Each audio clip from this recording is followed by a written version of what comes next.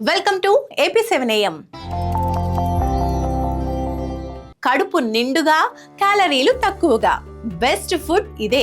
అసలే junk food, fast food తో శరీరంలోకి విపరీతంగా క్యాలరీలు వెళ్ళిపోతున్నాయి.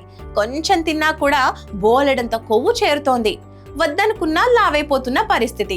మరి కడుపు నిండుగా అనిపించినా క్యాలరీలు రాని, కొవ్వు చేరని ఆహారం ఏదో తెలుసా? కొన్ని రకాల పండ్ల నుంచి వచ్చే క్యాలరీలు చాలా తక్కువ. పైగా వాటిలోని ఫైబర్, విటమిన్స్, ప్రోటీన్స్ తో మంచి హెల్త్ మీ సొంతం అవుతుంది.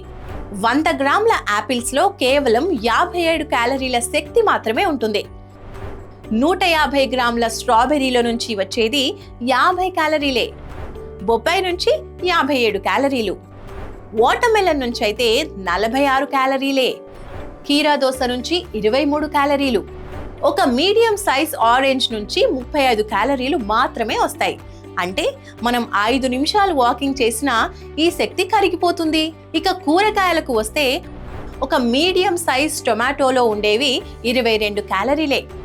100 గ్రాముల ఉల్లిపాయల్లో 44 క్యాలరీలు. క్యాప్సికమ్ నుంచి 32 క్యాలరీలు.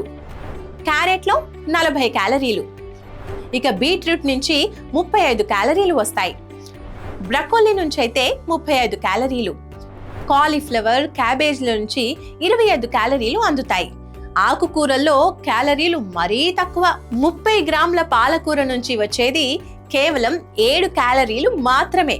పైగా ఐరన్, విటమిన్ ఏ వంటి ముఖ్య పోషకాలు లభిస్తాయి. అయితే కూరగాయలు వండేప్పుడు అధికంగా నూనెలు, ఇతర పదార్థాలు వాడితే శరీరానికి అందే క్యాలరీలు పెరిగిపోతాయి. దీన్ని దృష్టిలో ఉంచుకొని మన ఆహారాన్ని ప్లాన్ చేసుకోవాలి.